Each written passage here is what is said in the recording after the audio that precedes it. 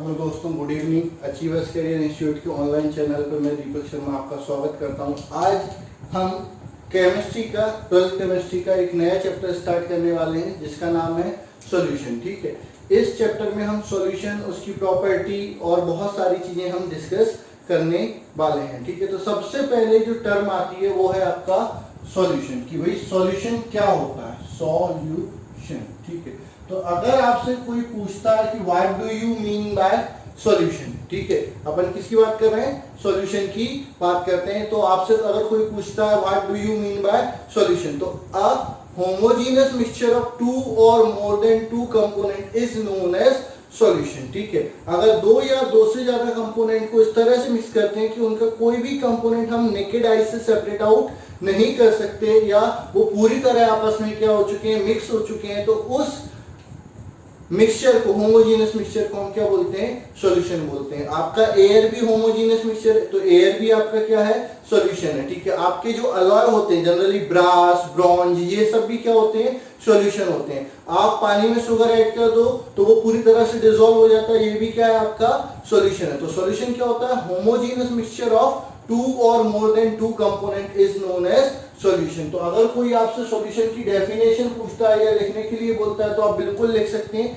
Solution को define करें तो सॉल्यूशन क्या होता था, होमोजेनियस मिक्सचर ऑफ टू और more than two component is known as solution. ठीक है, अब अपन को जो पढ़ना है, ज्यादातर जो पढ़ना है हमारे सिलेबस में वो है बाइनरी सॉल्यूशन। बाइनरी नम क्लियर ही हो रहा, बाई मतलब टू।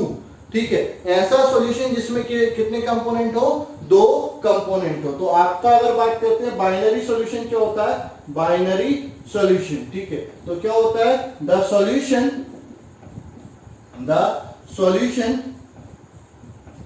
which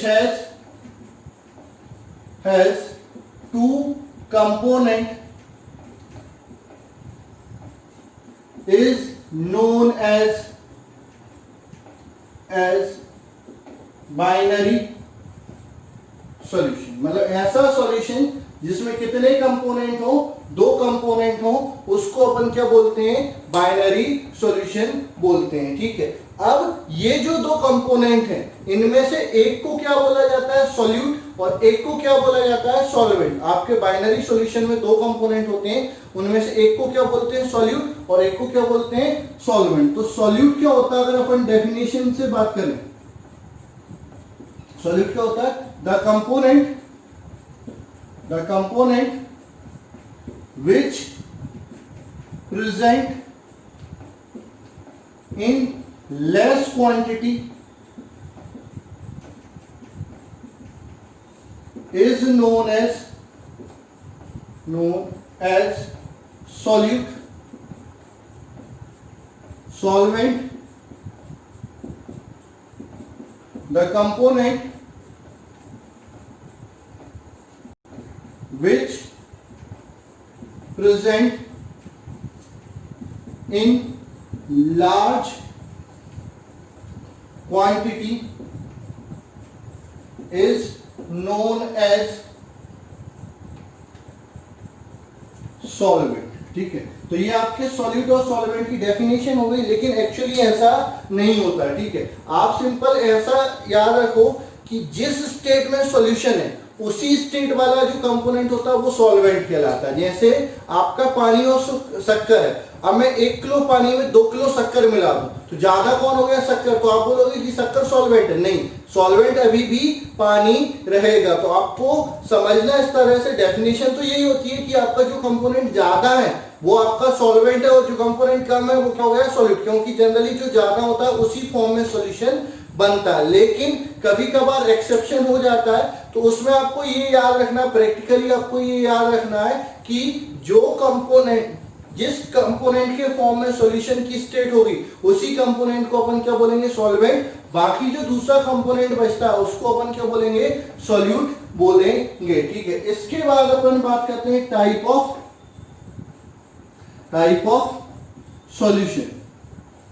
ठीक है, टाइप ऑफ सॉल्यूशन। तो पहले अपन बात करते हैं on the basis of concentration. ठीक है, कंसंट्रेशन के बेसिस पे आपका सॉल्यूशन कितने टाइप का होता है। तो इसको अपन कई टाइप में डिवाइड करते हैं, बेसिकली 2 टाइप में बात करते हैं। एक डाइल्यूट सॉल्यूशन,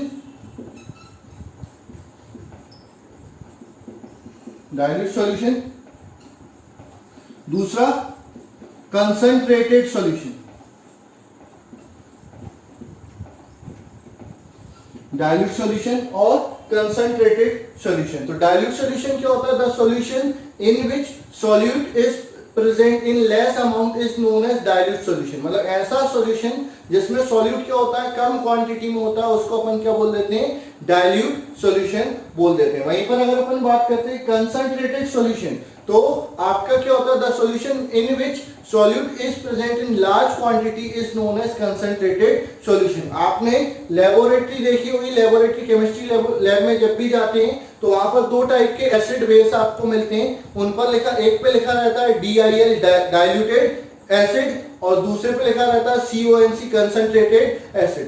तो डाइल्यूट एसिड अगर आप पर गिर जाता है तो थोड़ी बहुत जलन होती है, उससे ज्यादा डैमेज नहीं होता। लेकिन वहीं पर अगर कंसंट्रेटेड एसिड आप पर गिर जाता है तो बहुत ज्यादा जलन होती है, इवन आपकी स्किन भी जल सकती है। तो आपका क्या है? डाइल्यूटेड में पानी ज्यादा है यानी सॉल्वेंट ज्यादा है, सॉल्यूट कम है। और कंसंट्रेटेड में क्या होता है? सॉल्यूट ज्यादा होता है और सॉल्वेंट कम होता है। तो ये 2 क्लासिफिकेशन हो गए, किसके बेसिस पे? कंसंट्रेशन के बेसिस पे। इसके अलावा भी अपन कितना सॉल्यूट ऐड कर सकते हैं उसके बेसिस पे आपके सॉल्यूशन के 3 टाइप और होते हैं, ठीक है। एक होता है सैचुरेटेड सॉल्यूशन। तो अगर आपसे कोई पूछता है कि व्हाट इज सैचुरेटेड सॉल्यूशन, तो सैचुरेटेड सॉल्यूशन क्या होता है? The solution in which more amount of solute cannot be added is known as saturated solution। मतलब ऐसा सॉल्यूशन जिसमें हम और ज्यादा सॉल्यूट ऐड नहीं कर सकते उसको हम क्या बोलते हैं? सैचुरेटेड सॉल्यूशन बोलते हैं। जैसे आप क्या करेंगे, एक गिलास लेंगे, उसमें पानी लेंगे और उसमें शुगर ऐड करेंगे, तो पहले शुगर क्या होती जाएगी? डिसॉल्व होती जाएगी। एक कंडीशन ऐसी आ जाएगी जिसमें और ज्यादा शुगर डिसॉल्व नहीं होगी, उसको अपन क्या बोलते हैं? सैचुरेटेड सॉल्यूशन बोलते हैं, ठीक है। जैसे कि मान के चलो मैंने खाया पूरा यहां तक बिल्कुल खा लिया, अब उसके बाद कोई बोलता है कि भाई एक समोसा खा लो, तो मैं क्या बोलूंगा? भाई मैं पूरा फुल हूं, इससे ज्यादा मैं नहीं खा सकता, उसको मैं बोलूंगा सैचुरेट। मैं अपना सैचुरेशन पे आ गया, इससे ज्यादा डिसॉल्व नहीं होगा, इससे ज्यादा मैं ऐड नहीं कर सकता, उसको क्या बोलते हैं? सैचुरेटेड सॉल्यूशन बोलते हैं, ठीक है। उसके बाद आपका आता है अनसैचुरेटेड सॉल्यूशन। किसकी बात कर रहे हैं? अनसैचुरेटेड सॉल्यूशन की बात कर रहे हैं। तो अनसैचुरेटेड सॉल्यूशन क्या होता है? The solution in which more amount of solute can be added is known as unsaturated solution। मतलब ऐसा सॉल्यूशन जिसमें और ज्यादा सॉल्यूट हम क्या कर सकते हैं? ऐड कर सकते हैं, उसको हम क्या बोलते हैं? अनसैचुरेटेड सॉल्यूशन कहते हैं। तो अगर आपसे कोई पूछता है कि what do you mean by unsaturated solution, तो the solution in which more amount of solute can be added is known as unsaturated solution, ठीक है। जैसे फॉर एग्जांपल मैं घर से हल्का फुल्का नाश्ता करके निकला और बाहर मेरा कोई दोस्त मिल जाता, वो बोलता है कि चल भाई अपन समोसा खा लेते हैं, पिज्जा खा लेते हैं, कुछ भी खा लेते हैं, तो मैं भी बोलता हूँ हाँ चल भाई थोड़ी सी भूख अभी मेरी बाकी है तो ले लेता हूँ। तो उस समय मैं कैसा था? अनसैचुरेटेड, पूरी तरह से सैचुरेटेड नहीं था। तो ये होता आपका अनसैचुरेटेड सॉल्यूशन। इसके बाद एक और आता आपका super saturated solution. Super saturated solution. तो सुपर सैचुरेटेड सॉल्यूशन क्या होता है? The solution in which amount of solute is more than saturated solution is known as super saturated solution। मतलब ऐसा सॉल्यूशन जिसमें सॉल्यूट की क्वांटिटी सैचुरेशन लेवल से क्या होती है? ज्यादा हो जाती है, उसको अपन क्या बोलते हैं? सुपर सैचुरेटेड सॉल्यूशन बोलते हैं। कि भाई हम पूरी तरह से खा के गए थे, फिर भी हमारे दोस्तों में, जैसे अपन कभी कभार क्या होते हैं, मेहमान नवाजी में जाते हैं, रिश्तेदारी में जाते हैं, तो एकदम फुल हो गया, उसके बाद नहीं एक और तो वो जो एक और है वो क्या है, एक्स्ट्रा है, किससे, सैचुरेशन लेवल से, वो आपको बाद में दिक्कत दे सकता है। यहां पर भी जो सुपर सैचुरेटेड सॉल्यूशन होता है, जो एक्स्ट्रा अमाउंट ऑफ सॉल्यूट मिला है वो बाद में क्या हो जाता है, रिक्रिस्टलाइज हो जाता है। तो आपका सॉल्यूशन जिसमें सॉल्यूट की क्वांटिटी क्या होती है, सैचुरेशन लेवल से ज्यादा होती है, उसको क्या बोलते हैं, सुपर सैचुरेटेड सॉल्यूशन बोलते हैं। तो ये आपके टाइप हो गए on the basis of concentration. इसके बाद अपन डिस्कस करते हैं क्या, type of solution on the basis of state of solute and solvent. Solute and solvent के स्टेट के बेसिस पे सॉल्यूशन कितने टाइप के होते हैं वो अपन डिस्कस कर लेते हैं।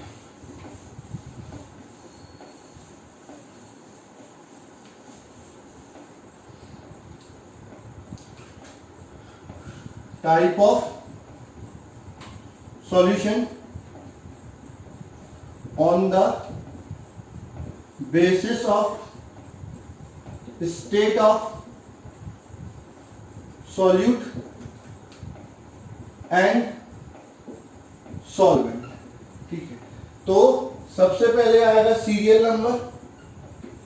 ठीक है, जनरली क्या होता है, सॉल्यूट और सॉल्वेंट की स्टेट के बेसिस पे 9 टाइप के सॉल्यूशन होते हैं, क्योंकि 3 स्टेट होती है आपकी सॉलिड की और 3 स्टेट होती है आपकी सॉल्वेंट की, उनका कॉम्बिनेशन करते हैं तो टोटल कितने कॉम्बिनेशन बनते हैं, 9 कॉम्बिनेशन बन जाते हैं। तो सीरियल नंबर, सॉल्यूट, सॉल्वेंट, ठीक है, उसके बाद एग्जाम्पल। ठीक है, सबसे पहले अपन बात करते हैं किसका, सॉलिड का, सॉलिड में। ठीक, तो ये होता है आपका अलॉय ऑफ मेटल्स।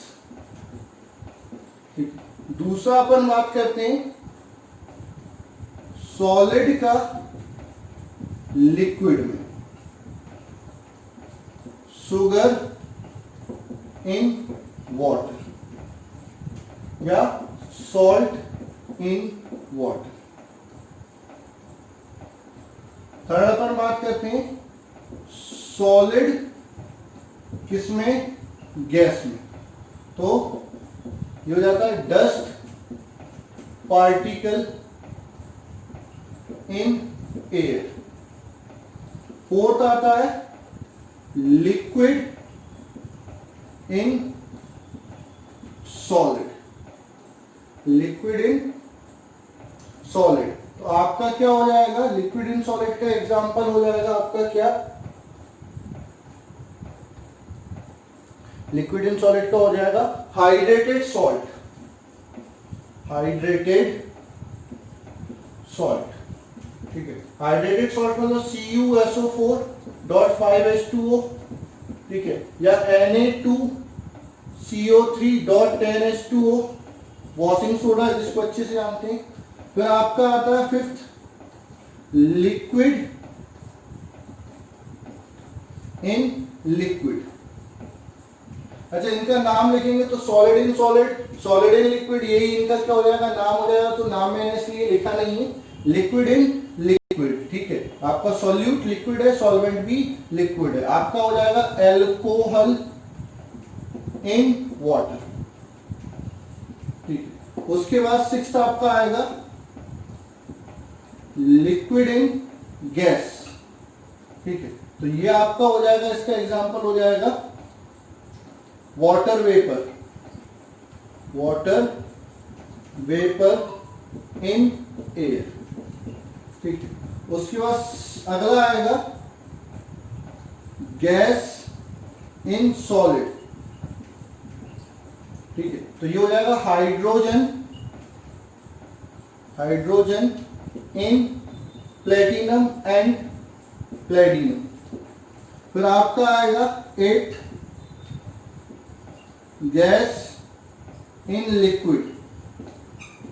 ठीक है, तो ऑक्सीजन इन वाटर। तो आपको पता है एक्वाटिक एनिमल क्या करते हैं, वाटर में डिसॉल्व, तोड़ के नहीं लेते, उसमें जो ऑक्सीजन डिसॉल्व होती है उसको लेते हैं। नहीं तो कई बच्चे सोचेंगे कि आपके जो एक्वाटिक एनिमल है पानी में से ऑक्सीजन ले लेते हैं, तो कैसे लेते हैं कि हाइड्रोजन को तोड़ के अलग कर देते हैं। अगर ऐसा करते तो बहुत ज्यादा हाइड्रोजन गैस रिलीज होती और बहुत ज्यादा एक्सप्लोसिव वो बन जाता। तो ऐसा नहीं होता, पानी को नहीं तोड़ते, पानी में जो ऑक्सीजन डिसॉल्व होती है उसको लेते हैं। और वो डिसॉल्व कहां से होती है? एयर से डायरेक्टली वो डिसॉल्व हो जाती है। ठीक है, उसके बाद आपका आएगा लास्ट गैस इन गैस, इसका एग्जांपल हो जाएगा एयर। तो ये आपके टाइप ऑफ सॉलिड हो गए, जैसे टाइप ऑफ सॉल्यूशन हो गए on the basis of state.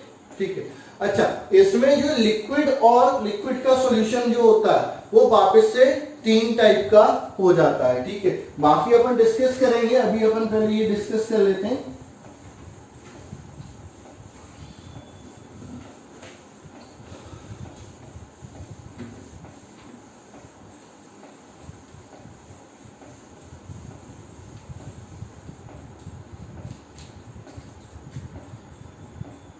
Type of solution, sorry, type of liquid in liquid solution। ठीक है, तो liquid in liquid क्या होता है? The solution in which solute and solvent both exist in liquid state is known as liquid in liquid solution।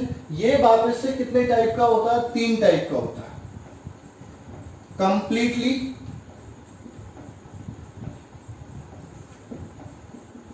Miscible liquid.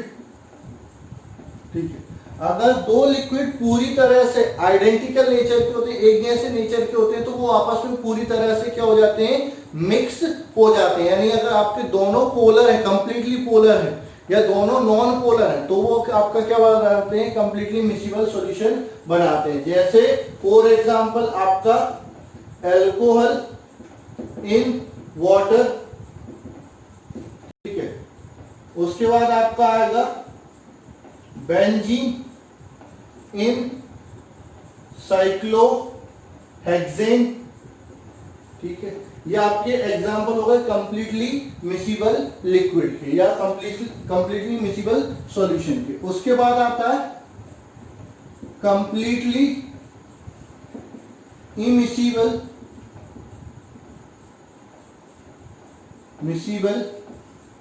Liquid. Completely immiscible liquid, तो completely immiscible liquid क्या होते हैं? जो आपस में पूरी तरह से डिसॉल्व, मतलब बिल्कुल भी डिसॉल्व नहीं होते, बिल्कुल भी मिक्स नहीं होते, उनको क्या बोलते हैं? कंप्लीटली इमिसिबल लिक्विड बोलते हैं। ठीक है, अब इनमें क्या होता है? इनका नेचर भी पूरी तरह क्या होना चाहिए? डिफरेंट होना चाहिए। मतलब एक आपका पोलर होगा और एक आपका नॉन पोलर हो जाएगा। जैसे वाटर इन बेंजीन। ठीक है, उसके बाद एल्कोहल इन साइक्लोहेक्सेन। ठीक है, तो ये आपका क्या हो जाता है? कंप्लीटली इनमिसिबल लिक्विड होते हैं। फिर अपन बात करते हैं पार्शियली इमिसिबल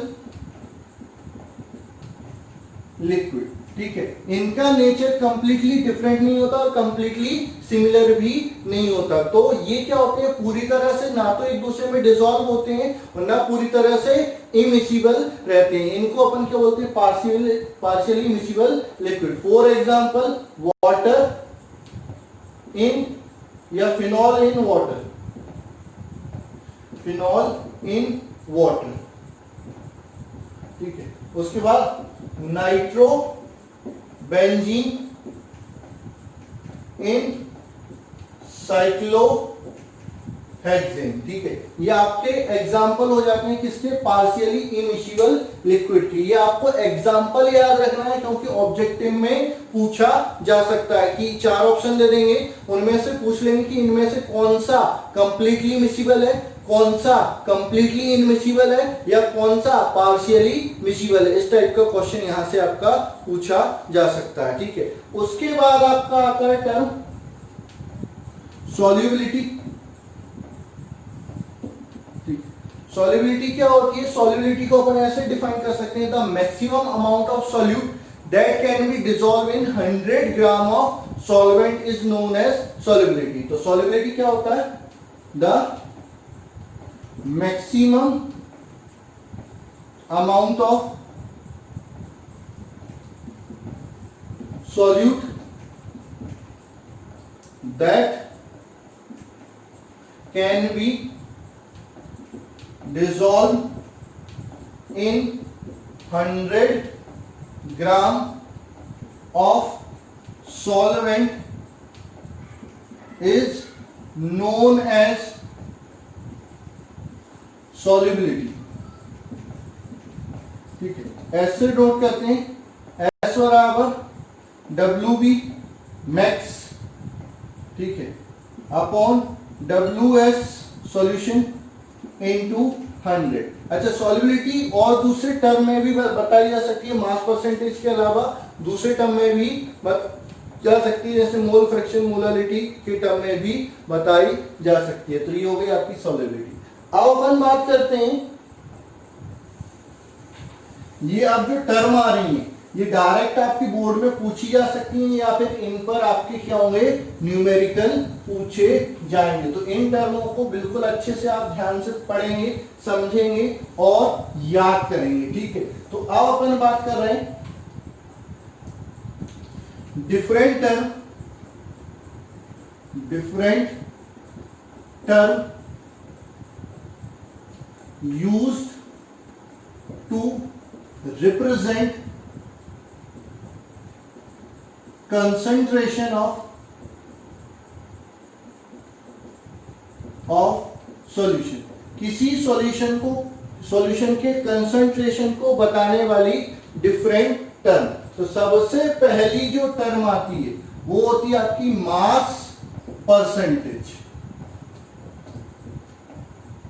ठीक है, अब मास परसेंटेज भी आपके दो पार्ट में अपन पढ़ते हैं, एक मास बाय मास परसेंटेज और एक होता है मास बाय वॉल्यूम परसेंटेज. ठीक है, तो सबसे पहले अपन बात करते हैं किसकी, मास बाय मास परसेंटेज की. ठीक है, ये क्या होता है, the amount of solute, solvent के लिए भी निकाल सकते हैं, the amount of solvent present in 100 gram of solution, 100 gram of solution is known as mass percentage, mass by mass percentage. W by W percent से इसको डिनोट करते हैं, ये हो जाएगा WB upon WS mass of solute. देखो यहाँ पर दो चीज होती है, सॉल्यूट और सॉल्वेंट. मैं जनरली सॉल्यूट को B से डिनोट करता हूँ और सॉल्वेंट को A से डिनोट करता हूँ. क्वेश्चन के अकॉर्डिंग आपको हो सकता है सॉल्यूट A से और सॉल्वेंट B से डिनोट किया जाए, लेकिन जनरली क्या होता है, सॉल्यूट को B से और सॉल्वेंट को A से डिनोट किया जाता है. तो आप उस पर फोकस करेंगे. तो मैं जब भी B लिख रहा हूं मतलब उसका मतलब क्या है, ये सॉल्यूट है, और S लिख रहा हूं मतलब सॉल्यूशन है, और A लिख रहा हूं तो क्या है, सॉल्वेंट है. तो आपका मास बाय मास परसेंटेज क्या होता है, WB upon WS mass of solute upon mass of solution into 100. ये आपका मास परसेंट. अच्छा, कई बार आपको मास ऑफ सॉल्यूशन नहीं दिया जाएगा, तो आपको क्या दिया जाएगा, मास ऑफ सॉल्यूट अलग दिया जाएगा, मास ऑफ सॉल्वेंट अलग दिया जाएगा. तो आप क्या करेंगे, WB अपॉन WS क्या हो जाएगा, WA प्लस WB इंटू 100. ये आपका मास परसेंटेज हो जाएगा, मास बाय मास परसेंटेज. इसकी कोई यूनिट नहीं होती. तो amount of solute dissolve in 100 gram of solution is known as mass by mass percentage. अब अपन बात करते हैं मास बाय वॉल्यूम परसेंटेज. तो the amount of solute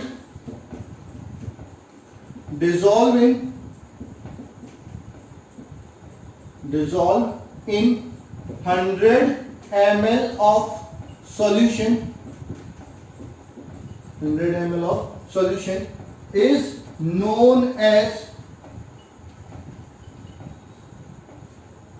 mass by W by V percentage, mass by volume percentage is known as mass by volume percentage. ठीक है, तो ये हो जाएगा W बाय V परसेंटेज में चाहिए, तो WV upon volume of solution, अकेला V लिखा है मतलब ये वॉल्यूम ऑफ सॉल्यूशन है, इनटू 100, और ये वॉल्यूम किस में होगा, ml में होगा, मिलीलीटर में हो जाएगा। तो ये हो गया आपका मास परसेंटेज। इसके बाद आपका अगला जो टर्म आती है वो आती है strength, STRENGTH, strength of solution. ठीक है, ये क्या होता है, the mass of solute dissolving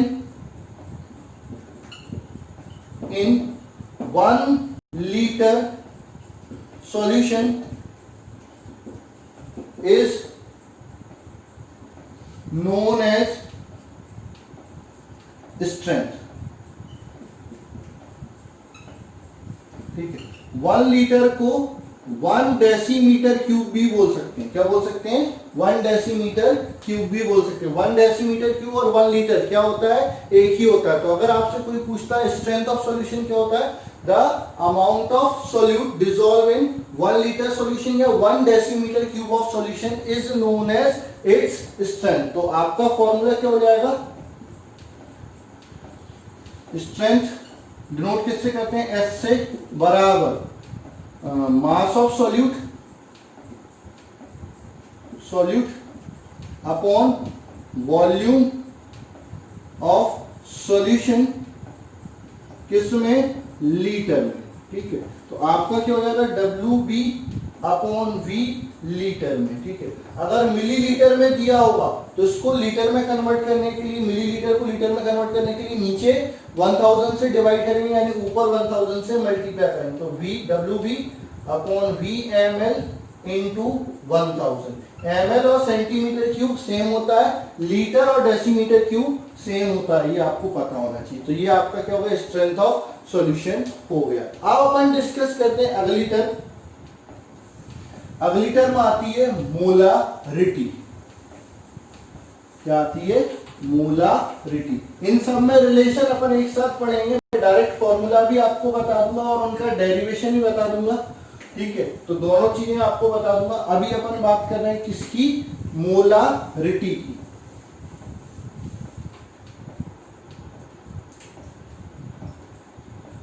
molarity क्या होता है, the number of mole of solute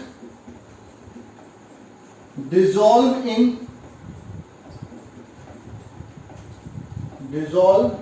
in 1 liter solution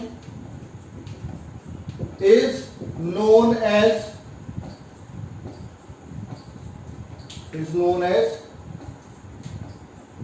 molarity. 1 litre solution में सॉल्यूट के कितने मोल डिसॉल्व है उसको अपन क्या बोलते हैं, मोलारिटी बोलते हैं। ठीक है, it is denoted by capital M, its unit mole पर लीटर और मोलर। ठीक है, तो M बराबर नंबर ऑफ मोल किसके, सॉल्यूट के। मोल को किससे नोट करते हैं, नंबर ऑफ मोल को किससे नोट करते हैं, स्मॉल n से नोट करते हैं। B सॉल्यूट, नीचे क्या है, वॉल्यूम है किसका, सॉल्यूशन का, किसमें, लीटर में, ये मोलारिटी होगी। अब अगर मान के चलो वॉल्यूम लीटर में ना होके मिलीलीटर में हो, तो M बराबर NV अपॉन VML, लेकिन हमको नीचे लीटर में चाहिए, तो 1000 से डिवाइड करेंगे, तो नीचे 1000 से डिवाइड करेंगे, यानी ऊपर 1000 से मल्टीप्लाई करेंगे। अब कई बार क्या होता है, आपको नंबर ऑफ मोल नहीं दिए जाते, तो आपको क्या दिया जाता है, मास। तो मास दिया है, नंबर ऑफ मोल निकाले, तो NB बराबर क्या होता है, WB upon MB, mass upon molecular मास, ये नंबर ऑफ मोल होता है। तो M बराबर WB upon MB into 1000 upon में VML। ठीक है, ये मोलारिटी का फॉर्मूला हो जाता है। या फिर क्या होगा, m बराबर W B upon M B into 1/v litre, ये आपका मोलारिटी का फॉर्मूला हो जाता है। ठीक है, अब यूनिट क्या होगा, मोल पर लीटर या molar. On increasing temperature molarity decreases. क्यों? क्योंकि टेम्परेचर बढ़ाने पे मास पे तो कोई इफेक्ट नहीं पड़ेगा, वॉल्यूम बढ़ जाएगा। वॉल्यूम बढ़ जाएगा तो मोलारिटी क्या हो जाएगी, कम हो जाएगी। तो on increasing temperature molarity decreases. अच्छा, इस पर डायरेक्ट न्यूमेरिकल भी आ सकता है, ये डेफिनेशन भी आपकी बोर्ड एग्जामिनेशन में पूछी जा सकती है। अब इसके बाद अपन बात करते हैं, मोलारिटी हो गई, क्लियर है। ये अच्छे से टर्म आप एक एक याद कर लेंगे, सारी टर्म आपको याद होनी चाहिए। कुछ टर्म आप ऑलरेडी 11th क्लास में पढ़ के आए, अच्छी बात है। नहीं पढ़ी तो याद कर लेंगे और इन पर न्यूमेरिकल प्रैक्टिस कर लेंगे। अब अपन बात करते हैं मोलारिटी की। मोलारिटी हो गई, अब अपन बात करते हैं मोलारिटी की। क्या होती है molarity? The number of mole of solute dissolve in per KG of solvent. ठीक है, या per 1000 gram of solvent, per KG of solvent या per 1000 gram of solvent is known as molarity. कई बार ये फिलिंदा ब्लैंक्स में ऐसी तरह पूरी डेफिनेशन आ जाती है, लास्ट में बनना लगता है कि मोलारिटी है, मोलारिटी है। ठीक है, molarity it is denoted by small M. Molarity को किससे नोट करते हैं? कैपिटल एम से। मोलारिटी को किससे नोट करते हैं? स्मॉल एम से। It is denoted by small M. ठीक है, उसके बाद इट्स यूनिट मोल पर केजी और मोलर।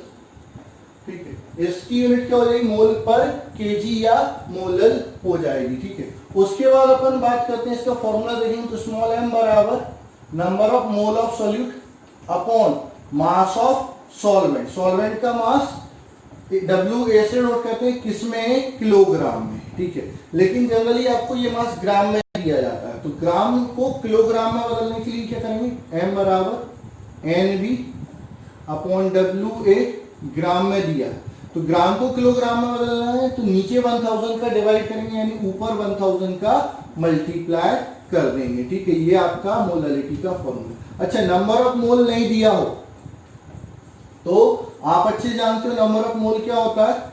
मास अपॉन मॉलिक्यूलर मास, ये नंबर ऑफ मोल होता है। ठीक है, तो आपका स्मॉल एम किसके बराबर हो जाएगा? W B upon M B into 1000 by W A, किसमें? ग्राम में। ठीक है, या फिर स्मॉल एम बराबर W B upon M B into 1 upon W A, किसमें? किलोग्राम में। ये आपकी मोलारिटी हो जाती है। ठीक है, अच्छा, यूनिट हो गई। There is no effect of temperature.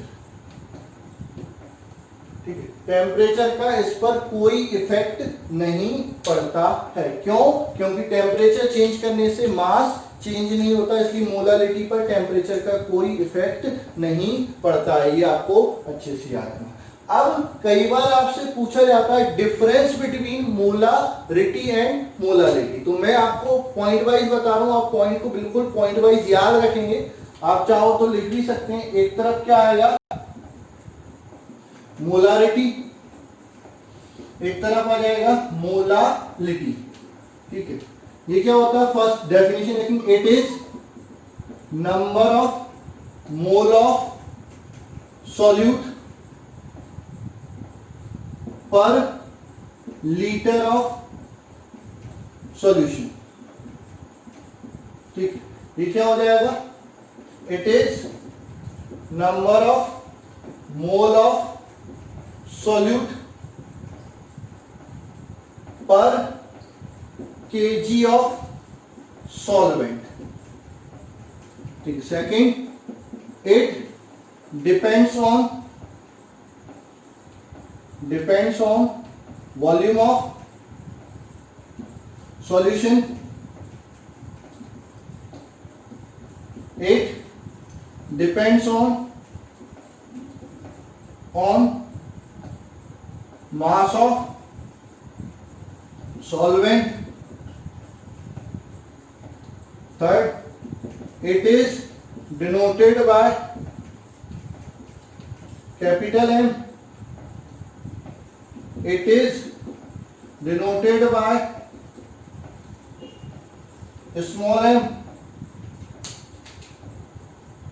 Fourth, its unit mole पर लीटर और मोलर। ठीक है, मोलर। ठीक है, इधर आ जाएगा इट्स यूनिट मोल पर केजी और मोलर। अगला आएगा on increasing temperature it decreases। there is no effect of temperature। तो ये आपका डिफरेंस हो जाता है किसका, मोलारिटी और मोलालिटी का। ठीक है, अगली जो टर्म आती है, ठीक है, अगली जो टर्म आती है वो आपकी आती है नॉर्मलिटी।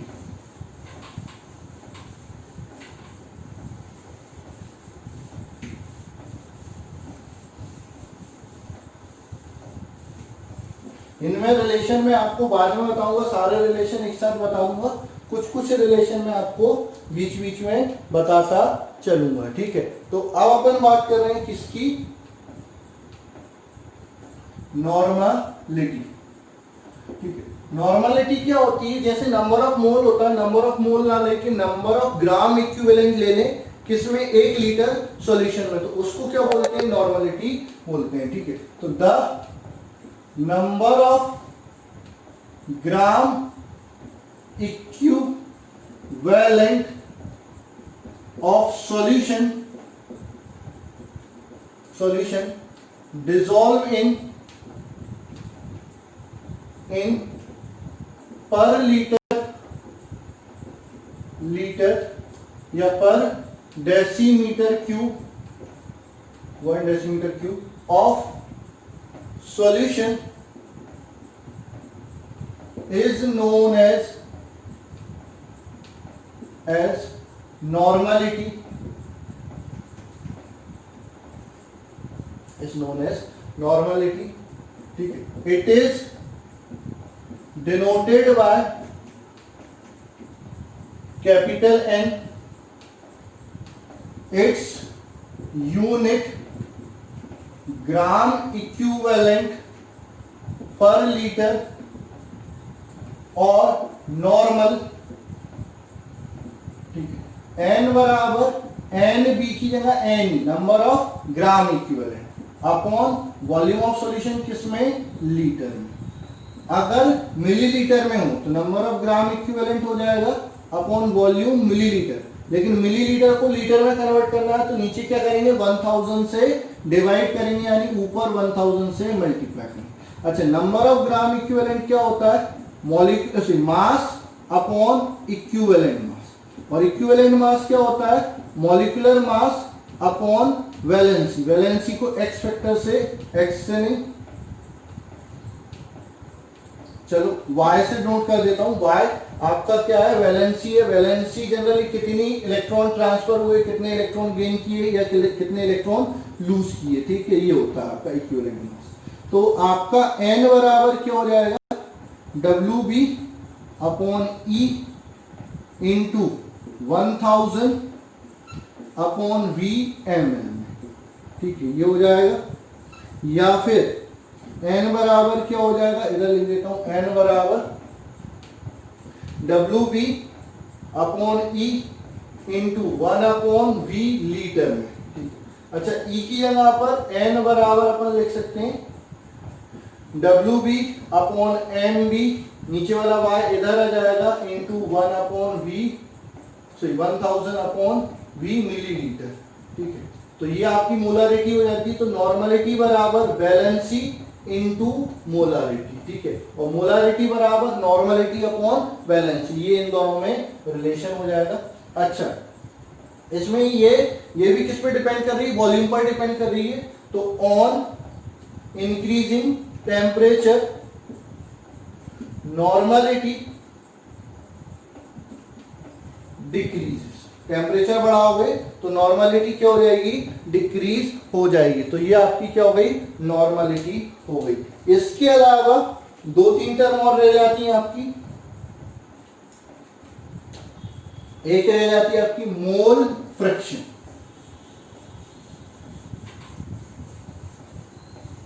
पहले सारी टर्म की डेफिनेशन, उनके फॉर्मूले, इन पे कुछ न्यूमेरिकल अपन अगले लेक्चर में डिस्कस करेंगे। पहले टर्म आज अपन पढ़ लेते हैं, फिर इनमें रिलेशन भी डिस्कस करेंगे। तो अब अपन बात कर लेते हैं किसकी बेटा? मोल फ्रिक्शन की। क्या होता है? The ratio of number of mole of one component of solution with respect to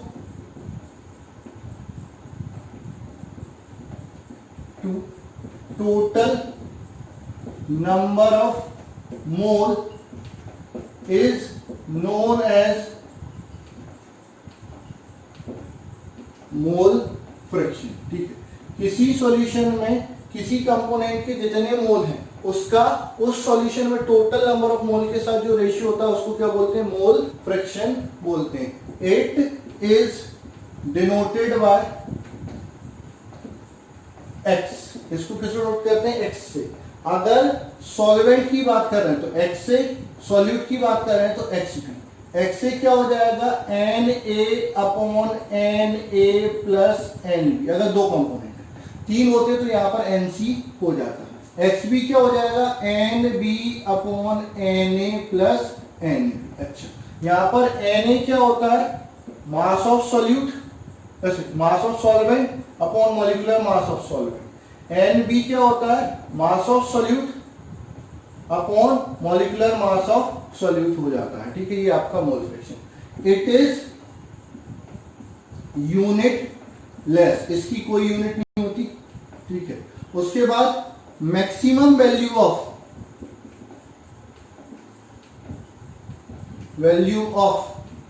mole fraction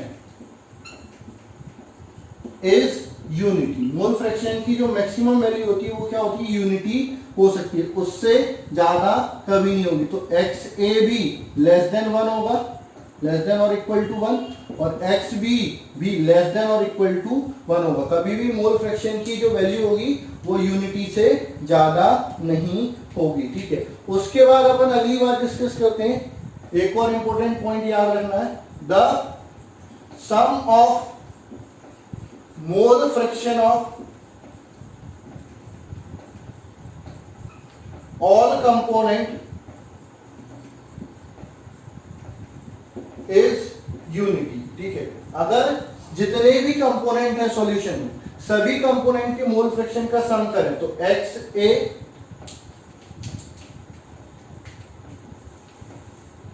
x A plus X B बराबर क्या हो जाएगा? 1। अगर 3 कंपोनेंट होंगे तो X A plus X B plus X C क्या हो जाएगा? 1 हो जाएगा। तो यहां से क्या मिल जाएगा? एक्स बी बराबर 1 माइनस एक्स ए, अगर 2 कंपोनेंट है, और एक्स ए बराबर 1 माइनस एक्स बी हो जाएगा। तो ये आपका क्या हो जाता है? Mole fraction. अगली टर्म आती है पार्ट्स पर मिलियन।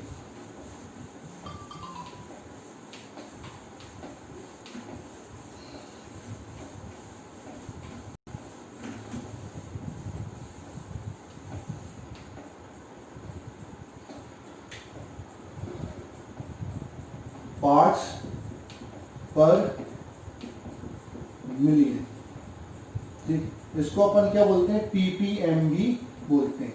ये जो टर्म है वो बहुत कम अमाउंट के कंसंट्रेशन को रिप्रेजेंट करने के लिए यूज की जाती है। ठीक है, ये कैसे डिफाइन करते हैं? The parts of solute present in 1 million part of solution is known as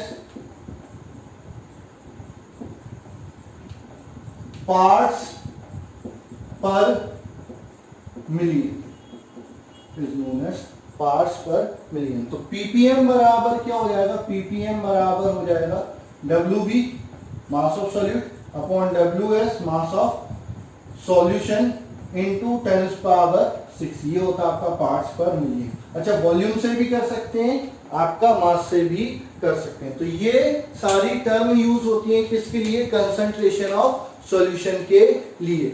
इन पर न्यूमेरिकल भी पूछे जाते हैं, डायरेक्ट न्यूमेरिकल भी पूछे जाते हैं, और इनमें रिलेशन भी पूछा जाता है। तो रिलेशन और न्यूमेरिकल अपन अगले लेक्चर में इस पर डिस्कस करेंगे। ठीक है, और आपको अब क्या करना, अगर YouTube पे आप ये वीडियो देख रहे हैं तो लाइक और शेयर जरूर करें, ज्यादा से ज्यादा लोगों को इसका एडवांटेज मिले। ठीक है, यहाँ पर जो हम डिस्कस कर रहे हैं, जो भी पढ़ा रहे हैं, वो आपका 12th से लेके जेईई और नीट तक लेके जा रहे हैं, जिससे कि आपका सारी चीजें अच्छे से कवर हो, आपका 12th भी अच्छे से हो, जेईई भी अच्छे से हो और नीट भी। हाँ, लेकिन यहाँ पर आपको कंटिन्यूटी बनाए रखनी पड़ेगी, सारे लेक्चर देखने पड़ेंगे। ऐसा नहीं कि हमने एक देख लिया फिर एक आध सप्ताह बाद दूसरा हम लेक्चर देख रहे हैं, तो उस केस में आपका क्या होगा, पूरी रिदम बिगड़ जाएगी और फिर अच्छे से आपको समझ में नहीं आएगा। आप चाहते हैं कि आपका बोर्ड, चूंकि समझ रहे हो कि काफी सारी चीजें आप बोर्ड अच्छे से करना चाहते हो, जेईई और नीट अच्छे से करना चाहते हो, तो इन चीजों को प्रॉपरली आप अच्छे से देखें, समझें। अगर कोई प्रॉब्लम आती है तो बिल्कुल आप हमसे डिस्कस करें। आपके ऐप पर भी हम चैट अवेलेबल है, तो आप चैट से भी अपनी समस्याएं हमको बता सकते हैं। उसके अलावा मेरा पर्सनल नंबर आपके पास है 9981387461। इस पे आप मेरे को कोई भी न्यूमेरिकल प्रॉब्लम आती है व्हाट्सएप करिए, मैं उसका सॉल्यूशन भी आपको दे दूंगा। इवन ऐप पर तो मैं उसको अटैच करके भी आपको असाइनमेंट के फॉर्म में दे सकता हूं। तो बिल्कुल आप जो भी समस्या आती है बिल्कुल मेरे से डिस्कस करें, वीडियो जरूर देखें, रेस्ट नहीं करें, क्योंकि बाद में ये बर्डन धीरे धीरे बढ़ने वाला है। ठीक है, आगे के लिए बेस्ट ऑफ लक और थैंक यू।